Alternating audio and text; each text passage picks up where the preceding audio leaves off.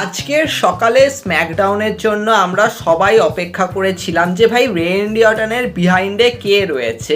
এবার যখনই বেরিয়ে আসলো প্যাট ম্যাকাফি, ভাই সকলের মাথায় রক্ত উঠে গেছে, মানে সিরিয়াসলি মানুষজন খেপে গেছে, বলছে কানেকশান কি, মানে কেন ভাই প্যাট ম্যাকাফিকে কেন ঢোকানো হলো। মানে তোমরা রেন্ডি অর্টন কোডি রোডসের স্টোরি লাইনে চলো, স্টেফনি হিকম্যানের একটা রোল বিল্ড করলে যেখানে আমরা দেখতে পেলাম রয়ের অ্যারাউন্ডে যেটা হয়েছিল, চলো সেটাতেও কানেক্ট করা যায়, কারণ রেন্ডি অর্টন আর স্টেফনি হিকম্যানের সেই সময় অনেক কিছু চলেছিল, তো সেটাকে হালকা টাচ করা হয়েছে। কোডি রোডস যেরকম ফিউরিয়াস ছিল, তারপরে থাপ্পড় খেলো, সব ঠিক আছে।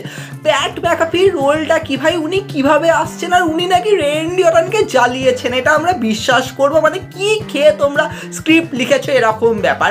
এবার দেখো সত্যি বলতে গেলে আমার মনে হচ্ছে হ্যাঁ এখানে কোনো একজনকে আসতে হতো, এবার সেটা প্যাট ম্যাকাফি, সেটাই হচ্ছে সবথেকে বড় সমস্যা। আর আমার সত্যি মনে হচ্ছে মানে প্যাট ম্যাকাফি ঠিক আছে, চলো যে পারফরমেন্সটা উনি দিয়েছেন সেটা কিন্তু সেরা। উনি যে কথাগুলো বলেছেন, মানে ওনার কথাগুলো অনেকটা এরকম যে স্ম্যাকডাউন এত বেকার, ডব্লিউডব্লিউই প্রোডাক্ট এত বেকার, কি হচ্ছে, কিরকম রেসলিং হচ্ছে, সব বেকার, রেসলম্যানিয়ার টিকিট সেল হচ্ছে না, এই সব কিছু দায়ী হচ্ছে একজন তোমাদের চ্যাম্পিয়ন কোডি রোডস। উনি বলছেন রেন্ডি অর্টন চ্যাম্পিয়ন হলে দেখো কি হবে, রেন্ডি অর্টনকে সুযোগ দেওয়া হচ্ছে না। এবার রেন্ডি অর্টন দেখাবে বিজনেস কিরকম করতে হয়, মানে বিজনেস উনি ধরবেন যেরকমভাবে উনি দেখিয়েছেন, মানে সব দোষ কোডির ওপর, মানে এরকমভাবে দেখানো হয়েছে।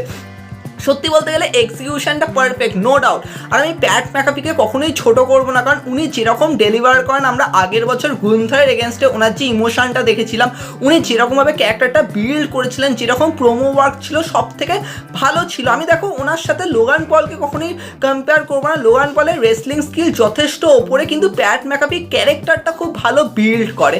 এবার এই মুহূর্তে সমস্যাটা এটাই হয়েছে, উনি এমন একটা টাইমে এসছেন যেখানে ফ্যান্সদের এক্সপেকটেশন খুবই হাই ছিল, ফ্যান্সরা অনেক বড় কিছু এক্সপেক্ট করেছিল, কিন্তু এসছেন কে উনি।